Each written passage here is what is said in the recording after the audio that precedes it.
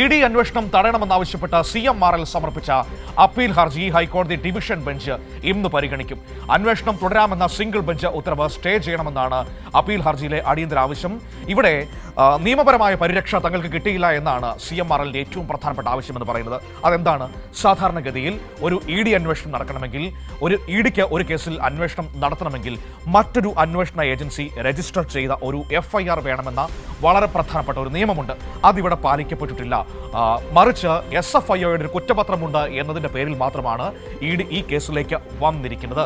പക്ഷേ ആ കുറ്റപത്രം ഒരു FIRന് സമാനമായതല്ല എന്നതാണ് CMRL ഹൈക്കോടതി ഡിവിഷൻ ബെഞ്ചിന് മുൻപിൽ വാദിക്കുന്നത്. അതാണ് ഏറ്റവും പ്രധാനപ്പെട്ട നിയമപ്രശ്നമായി അവർ ചൂണ്ടിക്കാണിക്കുകയും ചെയ്യുന്നത്. മാത്രമല്ല, ഈ കേസുമായി ബന്ധപ്പെട്ട് SFIO, കമ്പനികാര്യ മന്ത്രാലയം ഇവരുടെയൊക്കെ അന്വേഷണം തൽക്കാലത്തേക്ക് ദില്ലി, കേരള ഹൈക്കോടതികൾ സ്റ്റേ ചെയ്ത ഒരു സാഹചര്യം കൂടിയുണ്ട്.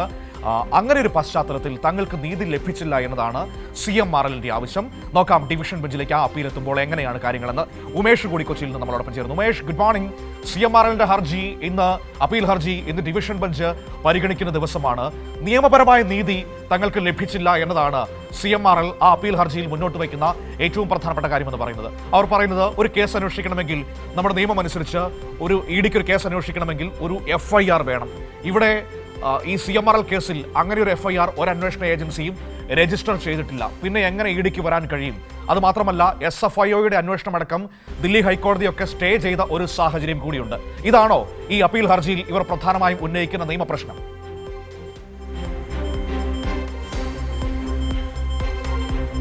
അങ്ങനെയാണ് മനു. ഈ അവർ പറയുന്നത് പോലെ തന്നെ സ്വാഭാവിക നീതി നിഷേധിക്കപ്പെട്ടു എന്നുള്ളത് തന്നെയാണ് CMRLന്റെ ആക്ഷേപം.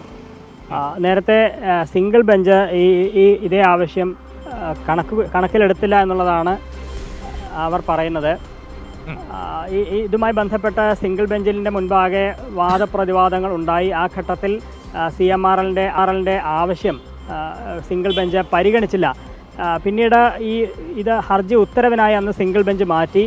ഈ ഉത്തരവിനായി മാറ്റിയ ശേഷവും ഈ ഹർജി ED ഒരു അധിക സത്യവാങ്മൂലം സമർപ്പിക്കുകയുണ്ടായി. ആ അധിക സത്യവാങ്മൂലം സമർപ്പിച്ചതിന് ശേഷം അതിന് മറുപടി പറയാൻ CMRLന് ഒരു അവസരം നൽകിയില്ല.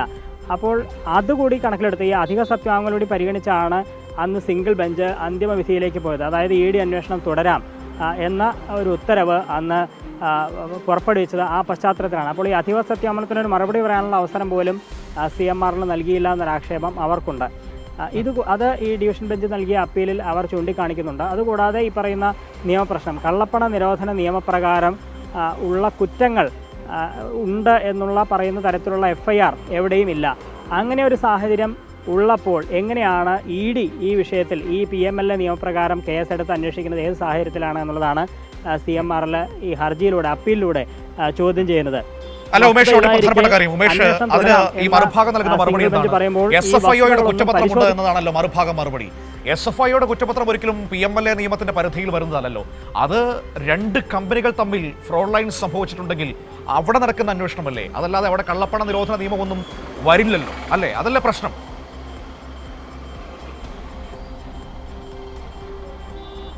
അതെ, അതൊരു പ്രധാന പ്രശ്നമായി തന്നെയാണ് ചൂണ്ടിക്കാണിച്ചത്. കാരണം ഈ കള്ളപ്പണ നിരോധന നിയമപ്രകാരം ഉള്ള ഒരു FIR, അത്തരത്തിലൊരു കുറ്റകൃത്യം നടന്നതായി പറയുന്ന തരത്തിലുള്ള ഒരു FIR എവിടെയുമില്ല.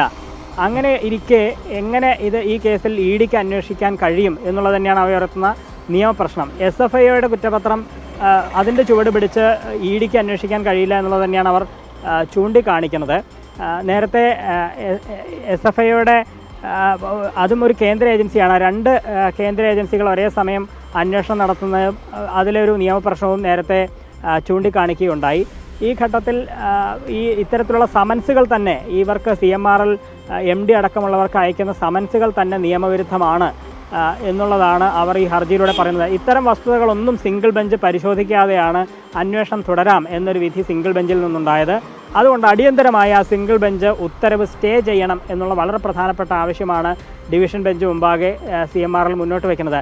ഈ സിംഗിൾ ബെഞ്ച് ഉത്തരവിൻ്റെ ചുവട് പിടിച്ച് നടത്തിയ റെയ്ഡുകളും സമൻസ് നൽകലും ഒക്കെ നിയമവിരുദ്ധമാണ് എന്ന് തന്നെ ഡിവിഷൻ ബെഞ്ച് ചൂണ്ടിക്കാണിക്കുന്നു. ആ നിയമപ്രശ്നത്തെ എങ്ങനെയാണ് ഡിവിഷൻ ബെഞ്ച് പരിഗണിക്കാൻ പോകുന്നത് എന്നുള്ളത് തന്നെയാണ് പ്രധാനം. ജസ്റ്റിസ് രാജവിജയരാഘവനും KV ജയകുമാറും ഉൾപ്പെട്ട ഡിവിഷൻ ബെഞ്ച് അഞ്ചാമത്തെ ഇനമായാണ് ഈ അപ്പീൽ ഇന്ന് പരിഗണിക്കുന്നത്. അഞ്ചാമത്തെ ഇനം എന്ന് പറയുമ്പോൾ 10:15 കോടതി തുടങ്ങി അധികം വൈകാതെ തന്നെ ഈ CMRLന്റെ അപ്പീൽ ഡിവിഷൻ ബെഞ്ചിന്റെ പരിഗണനയ്ക്ക് വരും എന്നുള്ളതാണ് പ്രധാനം.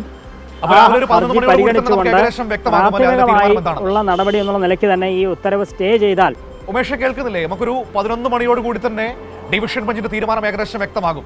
അതെ, അങ്ങനെ തന്നെ കണക്ക് കൂട്ടാം. ഈ അഞ്ചാമത്തെ ഇനം എന്ന് പറയുമ്പോൾ അധികം വൈകാതെ തന്നെ 11 മണിക്ക് മുമ്പ് തന്നെ ഈ കാര്യത്തിൽ എന്താണ് ഡിവിഷൻ ബെഞ്ചിന്റെ ഒരു നിലപാട് എന്നുള്ളത് അറിയാൻ കഴിയുമെന്ന് തന്നെയാണ് പ്രതീക്ഷിക്കുന്നത്.